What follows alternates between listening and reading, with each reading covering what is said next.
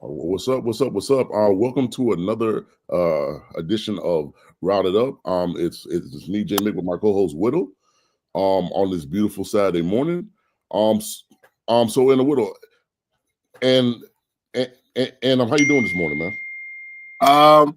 I'm good, man. I'm taking a little time off of work right now to take care of business, but yeah, man, I'm ready for battle. You know, I'm gonna be ready for battle until this MVP situation is settled down, until the smoke clears. And I can feel that. So the things we're gonna talk about today. Obviously we're gonna talk about Thursday night football. And we're gonna dig into that about like Caleb Williams and like the Seahawks and all that good stuff. We're also gonna dive into playoff teams. Like if you already clinched your seating in your spot, are you gonna play your players or not? That's a very interesting conversation that we're gonna have later. We're also gonna talk about the playoff seeding, game of the week, upset of the week, blowout of the week, and MVP conversations that I believe a lot of people are having currently right now, seeing as we only have 2 weeks left in the season. So I guess we'll start off first with Caleb Williams and Thursday night football. Yeah, that game was like 6-3, right? Yeah, it was something like that. Yeah, I'm not gonna lie to you and say and act like I watched that game. I did not watch that game. I did catch some of the highlights. I was never a Caleb Williams fan when he was coming out. I didn't think he was the best pro prospect quarterback in the draft. I always thought that was Jaden Daniels. But he was clearly, the best college quarterback from a body of work standpoint. I don't know, man. I don't think there's anything wrong with Caleb Williams. I think people set some expectations that were lofty and unrealistic. Like I was hearing people in the offseason talk about 12 wins for the Commanders. I'm like, not the Commanders, 12 wins for the Bears.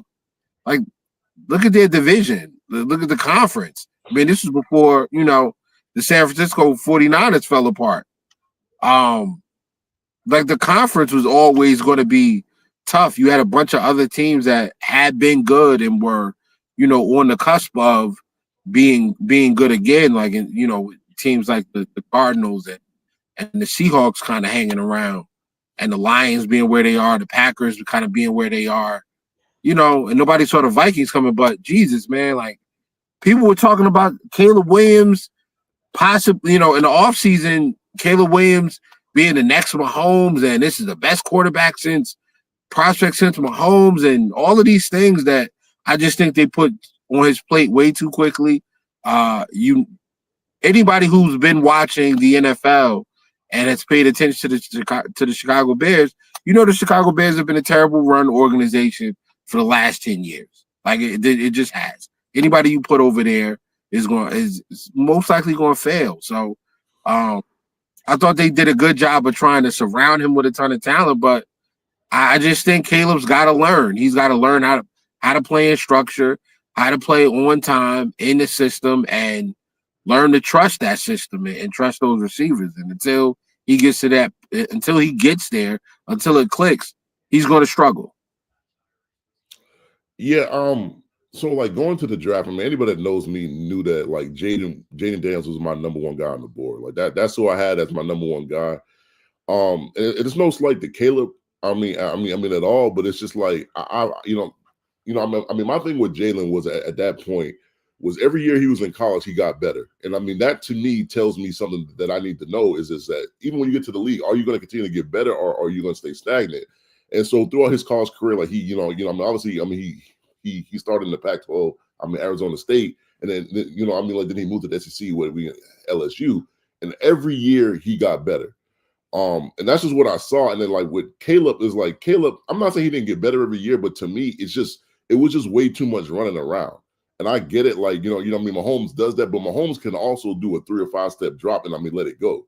That's something that he's capable of. Like Mahomes can do it all. And Caleb, to me, like I said, he was just running around too much. And the thing about the NFL is, like college got a lot of athletes, but the NFL is a different beast. And so I just knew that you weren't going to be running around and you weren't going to be able to do that stuff all the time. I'm not saying you can't never do it, because I mean quarterbacks like Mahomes and Lamar and Josh and like those elite level guys, even Herbert, they can run around and still make plays and throw the ball off schedule. So I'm that's cool, but you can't do that every single play. And the thing I think the Bears really messed up was, and I was a big Rome guy too. Like I loved Rome Odunze.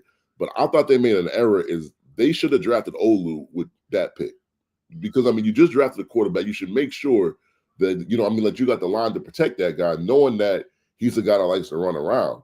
And they chose to go wide receiver, even though they had DJ Moore and Keenan Allen. And at the time of the draft, we knew that they had those two guys. And I know Keenan on a 1-year deal, but you still had those two guys, and you could have waited. You could have drafted a wide receiver. With your next pick, which I don't think the next pick was the 3rd round, but this was a heavy wide receiver draft, so they could have waited. Right. Didn't. And now you got what you got, where I think Caleb's one of the most sacked quarterbacks this year. Yeah. I think some of that's the line, but I think some of it is just watching him play. He holds the ball way too long. Like sometimes when it's not there, you either got to run or you got to throw that thing out of bounds. Like you just can't, the way the league is, and like the edge rushers and the D lines and the linebackers are, you cannot expect your line to hold up for more than 4 seconds. I mean, that's just not, it's not feasible. And so I think going into his 2nd year, like, because it's been a rough year for him, but he's got one more game left. Like he's got to in the offseason, he's got to be able just to kind of get the ball out faster. That's just something that he's gonna have to work on. Yeah, that big play hunting, man, it's gonna get you hurt eventually. Like, I mean, it works for a little bit, but at some point, the defense is going to win, and when they do, it's going to hurt. Yeah, I mean that, and then because I did watch that Thursday night game because I really wasn't doing nothing Thursday, but I was, I was at the house and just watching it. Not even just watching Caleb, but the routes that they run. Like they run DJ Moore on way too many short routes. It's not like he's a receiver that can't get open. His route tree is pretty good, but the majority of his passes are like 5 yards or less. And I'm like, DJ Moore. I don't remember DJ Moore doing he did that in Carolina. But like he's also could be a deep threat, and I'm just like maybe that'll come when they off season, like they hire a new coach, a new OC, and they'll have a better scheme or whatever. But I mean, to only use DJ Moore on 5 routes that are 5 yards or less, it seems like a waste to me. So, right. But next thing, playoff teams. I mean, this is playoff season. Some teams got one more game, and some teams got 2 more games, based on the games on Wednesday and Thursday. So, I mean, you get into this conversation about, talking about playoff teams. And I mean, if you've already sold everything up already, do you rest your players, or, it's kind of the old conversation, like rust, or, play your guys and go into the playoffs, on fire? Or, I mean, do you rest your guys, give them the rest they need, for like the injuries that they might have, minor injuries, which, I mean, at this point in the season, everybody is dealing with something. So you rest those guys or do you play those guys? That's kind of the question. Well, I'm always a rest your guys type of guy person. I don't see the point in taking extra tackles or getting out there and there's no point. Like if you've done enough to the point where you don't have to play. Like win, lose, or draw, your seeding doesn't change. You're locked into a spot. I don't see the point in taking unnecessary punishment and reward your guys, man. Like the team has earned it. You reward your guys and you let them play. I mean, obviously you can't rest everybody. So somebody that's going to play in the playoffs has to play, during that last game. But I mean, that's where you can get a look at your young guys. You can, run some stuff that you want to tighten up or make sure it's sharp, and then you get your guys out of harm's way. But yeah, I'm always a big proponent of rest your guys. You never know what happens. The NFL is a down to down, play to play, second to second type of league. Any ordinary play can change, and with the possibility of the type of injuries that football players typically sustain. So I would stay away from playing guys unnecessarily. I would rest them. So my response is kind of more of a nuance. Like it depends on your situation, right? Like, I mean, if you're like the Chiefs and you done played a Christmas Day game and you done clinched up the 1 seed, and I mean, like you already got a long break between their last game until the last game of the season, I would definitely play my guys because they already got a bye too. So I mean, you don't want your players sitting for almost 3 weeks not doing anything. Like that to me is a recipe for like a first round exit. So a situation like that, like I'd play my guys maybe the first quarter, maybe a little bit more than that, just I mean, like just to get them going because they would have been off for a while. But I tend to agree with Whittle. I mean, like it's great that you on a roll and that you're steaming towards the playoffs. But if somebody gets hurt, like if your quarterback gets hurt, your left tackle gets hurt, you're like, I mean, your best corner gets hurt or your best run stopper gets hurt, someone gets hurt and they're not able to play in the playoff game, I mean, your family's gonna look at you crazy. They're gonna look at you like we had it sewed up, but you chose to play this guy, and this guy got a high ankle sprain. Now he can't play.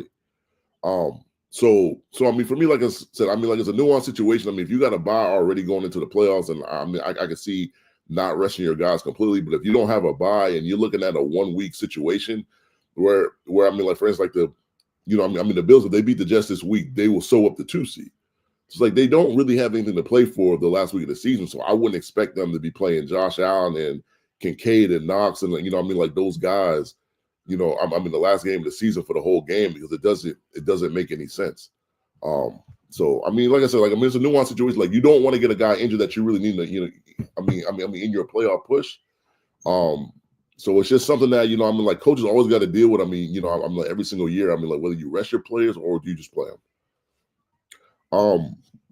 Next thing we look at is the AFC and the NFC seeding. I don't think a lot has changed since the last week. I mean, like the major thing was the Chiefs had a Christmas game where they clinched home field advantage. And the Ravens also beat the Texans, and obviously the Chiefs beat the Steelers. So that vaulted the Ravens up into the 3 seed because they have the division lead. All they got to do is win their last game, and they'll clinch the division. It's pretty much the Chargers and the Broncos, and they're pretty much battling the Colts, the Dolphins, and the Bengals. Like they're pretty much those 2 teams are trying to hold off those 3 teams from actually trying to get into the playoffs. I mean, on the AFC side. Yeah. So I think while I think the playoff teams are pretty set, the seeding just is kind of up in the air. I don't think the Bengals have a shot. The Colts, to me, they have a chance, and the Broncos have the Bengals who need to win out, and they need the Broncos to lose out. So you got Broncos and Bengals, which is also my game of the week.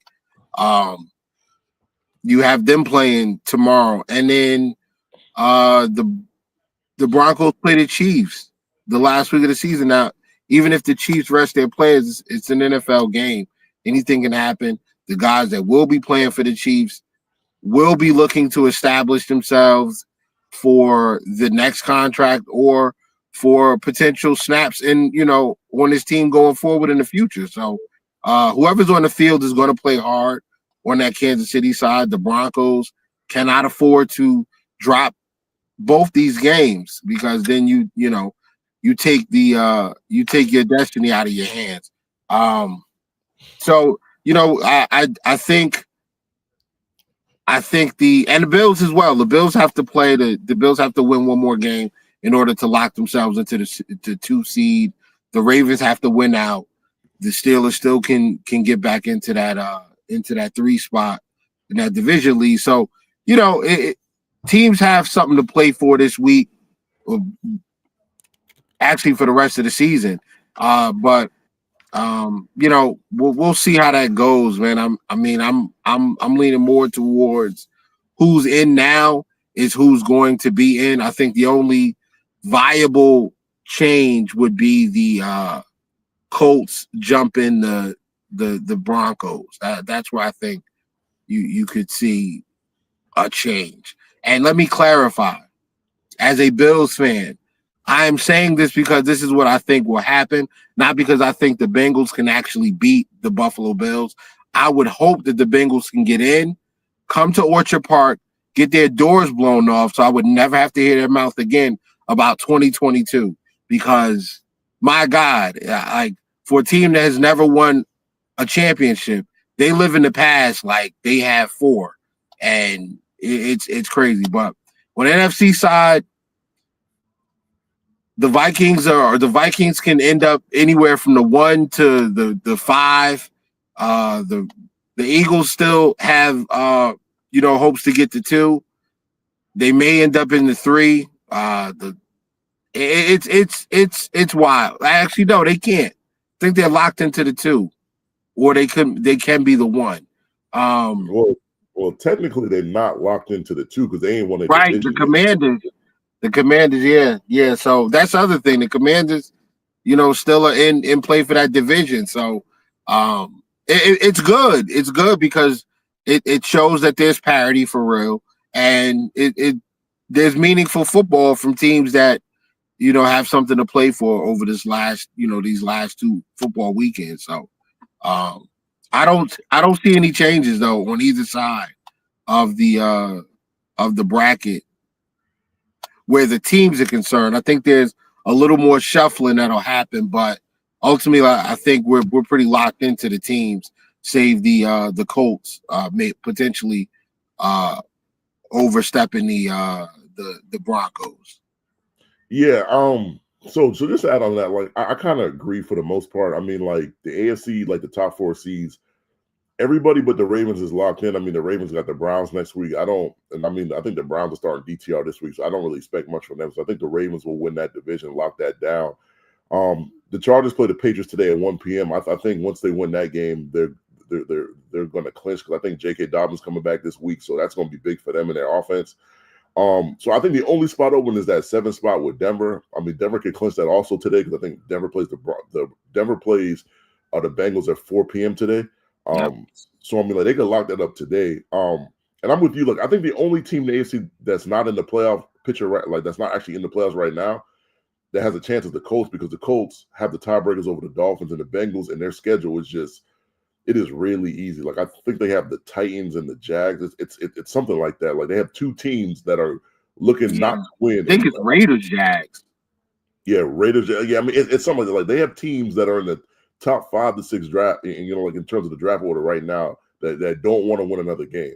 Right. So if the Broncos was to end up losing to the Bengals today, and then they lost to the Chiefs next week, I think the Colts would be able to win their last 2 games and jump into that spot. And so I just don't think there's, to the Dolphin fans and to the Bengal fans, like this is just another example of during the season, like you got to win games that you're supposed to win. And like both them teams had games that they were supposed to win that they didn't win, and that's why they're kind of on the outside looking in, and like they need a lot of help to get in. Now, I mean, on the NFC side for me, it's really like like the only like you can't even say that because like the North, the NFC North and the NFC East have not been determined. So I mean, like you got like the Lions and the Vikings who are like neck and neck. The Vikings and the Lions are both 13-2. And then like you said, like you got the Eagles and the Commanders. The Commanders got an outside shot.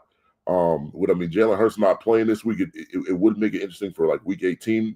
If the if the Eagles couldn't win this week, like without Jalen. And then you have a Sunday night matchup with the Commanders and the Falcons, which is vitally important for both teams because if the Falcons were to lose and Tampa was to win, then Tampa would move back into that 4 slot. So I mean, like to me, like the NFC has a lot more things that can actually happen to move teams around.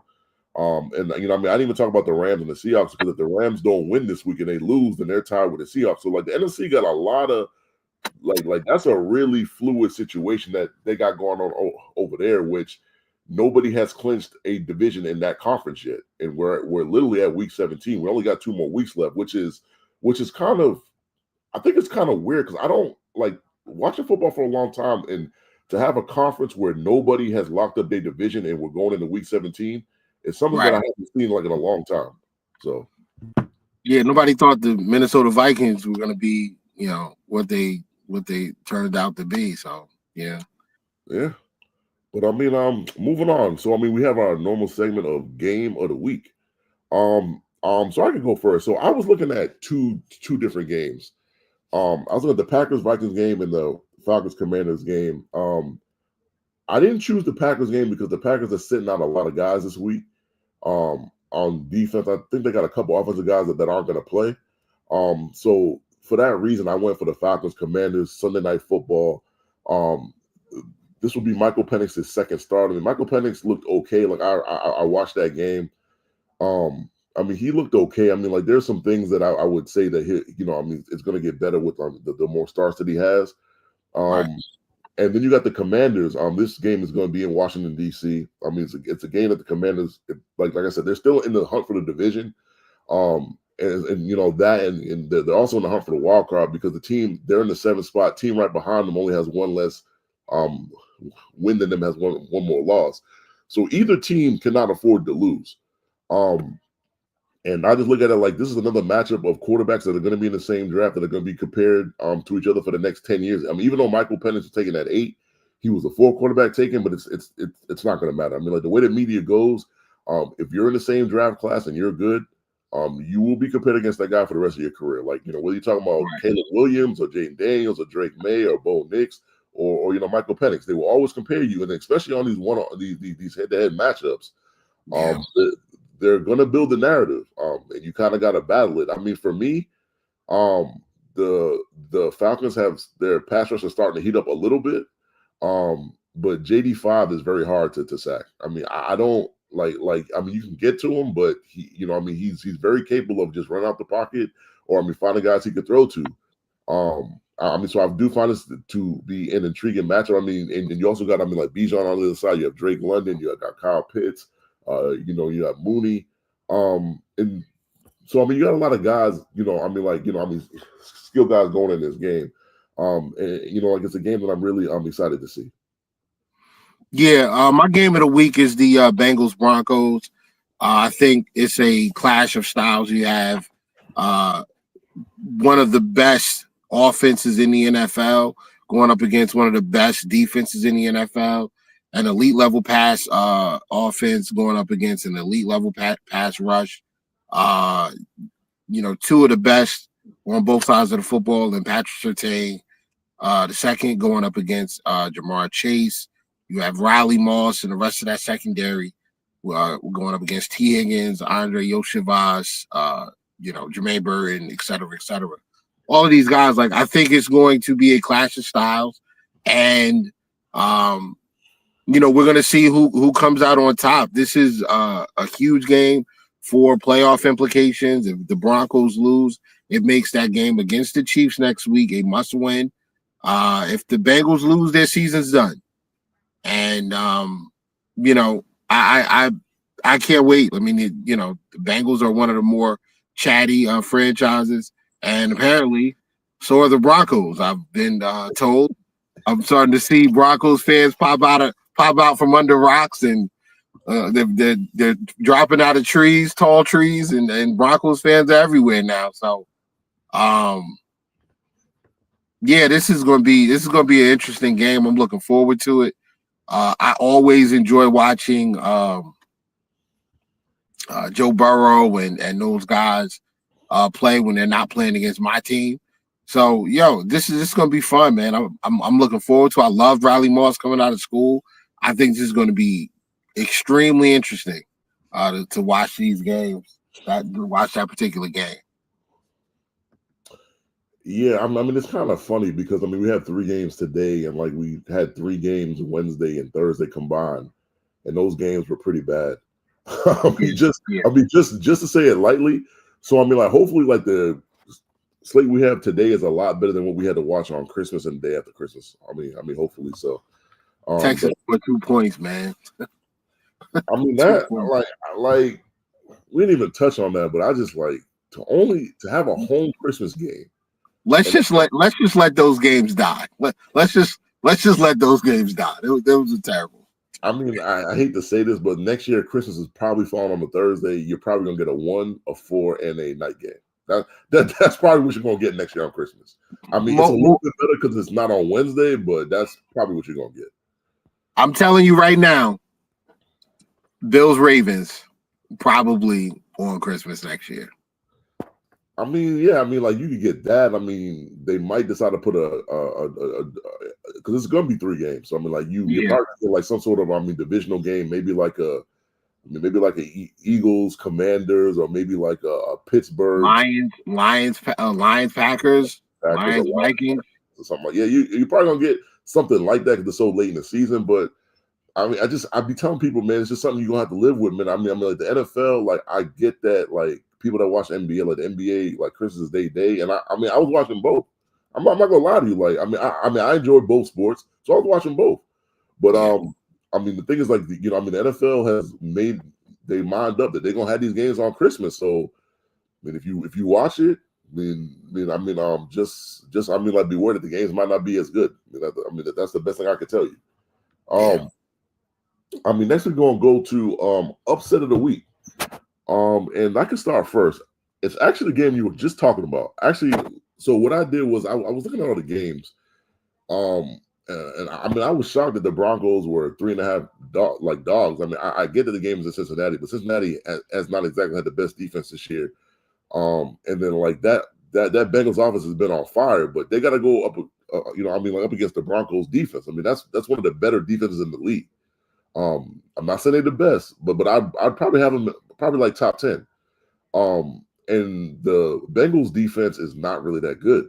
And they really struggle in the secondary like a lot. And I think their numbers against the run have been better since they got some of their D tackles back.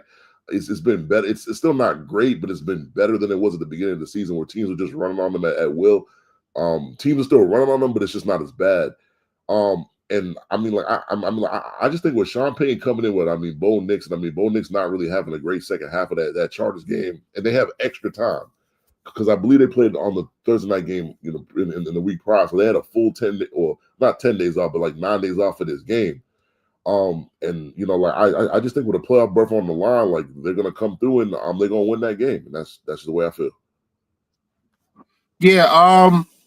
My upset of the week, I had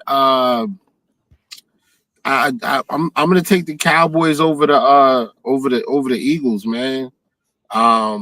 No Jalen Hurts. I think that offense without Jalen Hurts, I mean, clearly it just doesn't really function the same. I think they're gonna try their best to get Saquon Barkley going and see if they can turn the Cowboys over. But I think that's a proud unit on the other side and with the Cowboys, that defense. So look for Micah Parsons to try to make some plays. Look for them to come out and try to establish something going into next year, because they're not going to be a top 10 pick in the draft. So losing or winning a game is only going to improve your draft stock, in minor ways. So I think the Cowboys are going to come out, and I think they're going to win that game, and that's going to set up a nice, very important Week 18 game for the Philadelphia Eagles and the Commanders. So yeah, man, that's my blowout. That's my upset of the week. Yeah, I mean, I could definitely. I mean, with the news that Jalen Hurts is going to be out again with a concussion. Obviously, the concussion was a lot more serious than Eagle fans said it was. Well, I'm not gonna say all Eagle fans, but I heard some of them after the game was like, yeah, he'll be fine. He'll be playing next week. Obviously, that's not the case because I mean he's out again. So I mean, you just kind of see with the Eagles. I mean that Cowboys game becomes a lot more interesting when like him not playing in that game. So yeah. Next we're talking about next is blowout notice. Who do we have on blowout alert this week? The New York Football Jets. Unfortunately, and I don't want to, like, I hate picking my team for stuff like this, but the discourse around the Buffalo Bills right now is not good. Like I think that they are upset at the way that their defense has been talked about over the last few weeks. They are upset the way that that the Bills have been discussed in terms of teams with the ability to win a Super Bowl or compete for one this year. And just some of the discourse, a lot of the discourse around the MVP race. Spencer Brown, who's the right tackle for the Buffalo Bills, never makes public statements addressing the media or things like that. Like, it's rare that you get him in front of a camera to make a public statement. The only public statement that came out about the MVP race from Buffalo, from the Bills, was Spencer Brown. None of the other players spoke about it. I mean, of course they're going to ask Josh, and Josh is going to say, we'll let them see how, we're focused on winning games. And that's what all the other guys are saying.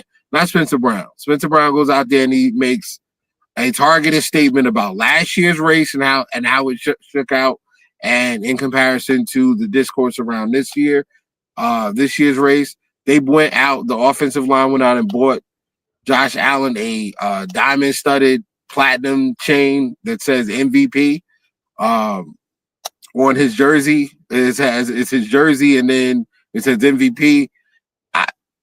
I think they're going to come out. We're getting some guys healthy as well. A lot of the guys that have missed the last few weeks on the defensive side of the football are coming back. They will be playing this weekend. And this is a must win. The Bills cannot play around with these next two games. They have to win one of them in order to lock themselves into the 2 seed. I think they want to get it done now so that they can take week 18 as their pseudo bye week and rest guys and get ready for the playoffs. So I think they're going to go out. I think they're going to jump on the Jets early and try to have this thing wrapped up by the fourth quarter.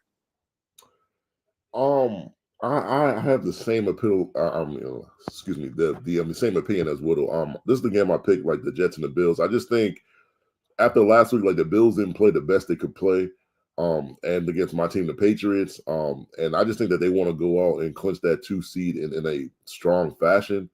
And I think they're hearing everything that the media is saying about Lamar Jackson's performance on Christmas, even though I'm one of the neutral people that I don't think that was that special of a performance to begin with. I think for him that was just some regular situation for him. Like, so what I think is I think the Bills have been listening to that since Christmas, because I mean, like, I do believe players still practice on Christmas, and depending on the team or whatever. So I think the team, certain players on that team watched that game and they heard what the media said the next day, and I think they're gonna come out fired up. Because if you think about it, for the Bills, when they win this game, I don't foresee their starters playing a lot of like snaps against the Patriots. Like I don't see that. Like trust me, I'm hoping for that, but I just don't see it. And so I think they're gonna come out really, really strong in this game. And plus, like, the Jets haven't won in Buffalo in a long time. Like it's been some years. 2016, the last time they won in Buffalo. Yeah, so it's just, combine that with the weather up in the Northeast isn't as bad as as it was a week ago where it was super cold. It's actually warming up. So I don't think the game is going to be under bad conditions, and I just expect the Bills to boat race them. It's kind of what Whittle said, like, that offensive line, this is not the first year. Like, they do not like the Jets. Like, I'm not sure if it's a New York thing or I don't know what it is, but like, from Spencer Brown to your left tackle, like they do not like the Jets. And like they take pride in whooping up on the Jets. And I just think, that's what's going to set the tone. It's going to be Josh Allen, it's going to be James Cook, and it's going to be that offensive line. And I expect a really good game from those guys. And we'll say, like, they get some guys back on defense. Let's just face it. The Jets, O-line is pretty injured right now. They're really just trying to keep their draft position anyways. So they might play the Bills hard because it's a rivalry, but I'll give them maybe half of the first quarter, and then after that, I'm pretty much thinking it's going to be over after that. So yeah, the Jets have a lot of guys that are not really good players that talk a lot, so that rubbed the Bills the wrong way. And then we lost some tough games to the Jets over the last couple of years where the Bills really didn't play well. And the Jets players were extremely chatty about it during the game, after the game, on social media, things like that. So that doesn't really sit well with this group. And Deion Dawkins is the catalyst, the driver behind a lot of this. But Those guys they make it their business to circle those games against the Jets now and really try to do do them in. They really do not like the Jets. Yeah, I mean, for me, I'm in the division, but I'm kind of like, I mean, when the Bills play the Jets, like I just be paying attention to like all, to the back and forth, and then it's a lot of back and forth. So yeah. All right, so I mean, like the last thing we're gonna talk about today is the anticipated MVP race. I mean, apparently it's heated up in the last couple of days, apparently. Because I guess Lamar had a Christmas game against the Texans where, I mean, I put like this, like the team to me played well. I mean, like they beat the Texans 31-2, so apparently that vaulted him. I mean, like I don't say vaulted because I mean, like if you look at the Vegas odds, I mean, Josh Allen's still the favorite. And then you have Lamar Jackson second, Saquon third. I think Jared Goff was fourth. So I'm just going really quick. Like my order since last week hasn't really changed too much. I mean, still got Josh Allen number 1. I've got Lamar 2, Saquon 3, and Jared Goff 4. And I'm not trying to shit on Lamar. I mean, he had a good game, but for some people in the media to say that was an MVP performance kind of game, I think you're kind of gassing it. I mean, you're gassing it a little bit too much. I mean, the game was good. I'm not gonna lie. I mean, he threw for under 200 yards. I mean, like, and I think he ran for like 70, 80 yards, and I think he had a 50-yard touchdown. But I mean, what I look at, and the reason why I go with Josh Allen in the one spot, still the MVP for me, is that like you got to take into account that Lamar has Derrick Henry. I mean, like Derrick Henry got 1,800 yards. If Derrick Henry goes crazy against the Browns, he has a chance to rush for more yards than Saquon. I mean, let me just put that into perspective. Like if Saquon doesn't, with Jalen not playing, Saquon doesn't have a good game this week, and then the Giants, like I don't think the Giants want him breaking that record on them. So I think the Giants defense will play hard to kind of shut that down. So I mean, like I just gotta be fair about it. And then also like people expect the Ravens to be good. A lot of people didn't expect the Bills to be good. And I mean, like they clown the Bills for like their wide receiver core. Like, a bunch of fans blame the Bills for letting the Chiefs draft, Xavier Worthy and all that. So I mean, you gotta take all the offseason stuff into account and the offseason and during the season stuff into account. And I just feel as if, I mean, like they're both valuable to the teams. Like I don't think you can deny that, but I just think, I mean, the type of season that Josh Allen has had, and the moments that he's had against the moments he had against the Lions and like the Rams and the Chiefs. Like I just think those moments are kind of how they judged MVP last year with Lamar, and they gave that to him based off moments and his record. And I just think you got to keep it consistent. So. Yeah, not to belabor the same points that you made, but and I know this is not I know that this is not a career award. It's a regular season award year to year. So I will simply say you want to give. I don't see how a quarterback can have 3. I don't see how a player, especially a quarterback, can have 3 MVPs and 2 playoff wins. Career. I mean, we can talk about historical output and all of these different things, and that's fine. Lamar's having an amazing year. He's putting like his production and efficiency are off the charts.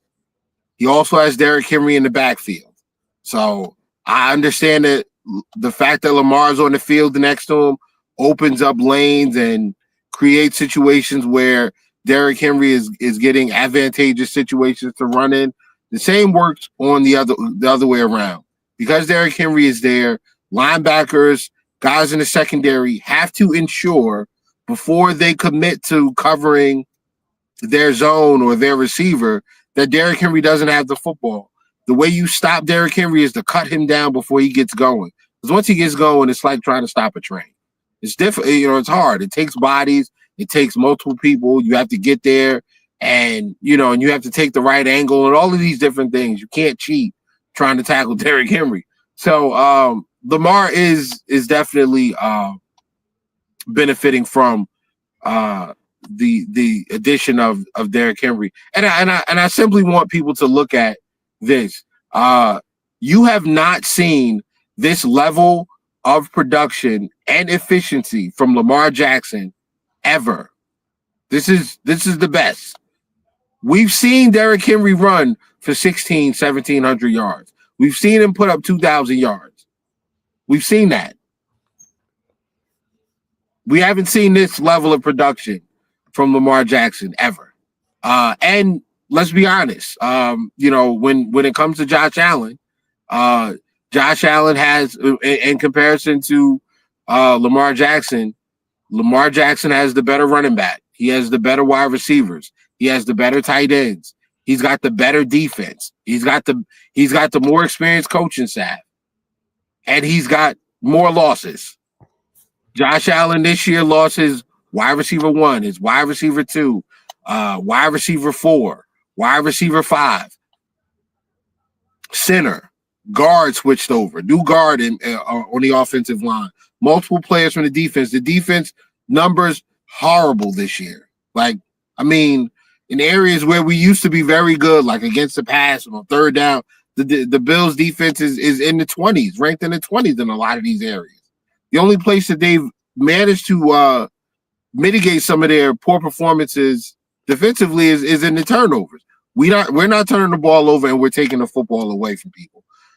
So when you factor all of those things in, the fact that the Bills are on pace right now to win 14 games, go 14-3, and all of those things that were supposed to hold the Bills back, the Bills actually improved from what they did last year. The talent level is nowhere near the same, and the Bills are performing better.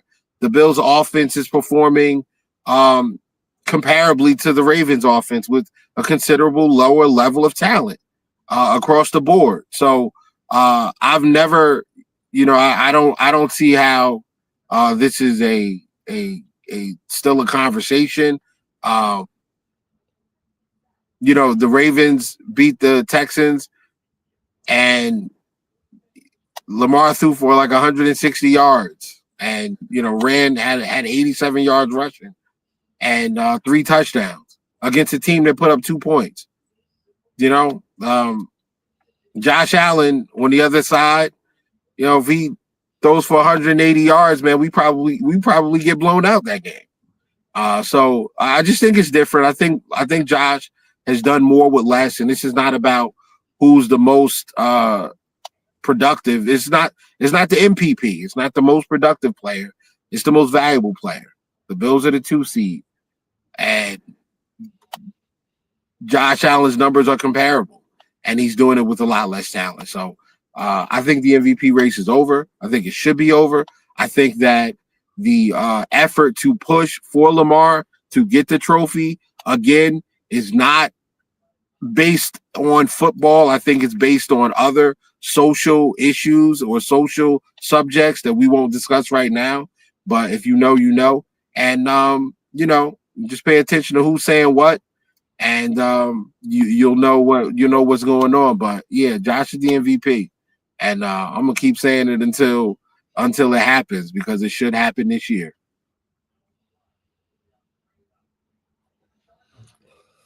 Well, on that note, that is our show for today. Thank you for joining our show today. And what I'll say is always, like the video, subscribe, show your support, and we appreciate you tuning in every week during NFL season for our rounded up segment every Saturday at 9 a.m. You can check me. So I'm gonna plug something real quick. You can check me out the Check Down with and my co-host Smitty, Pop, and Certified, and we're gonna touch on the college football that's going on today and the NFL games today and tomorrow.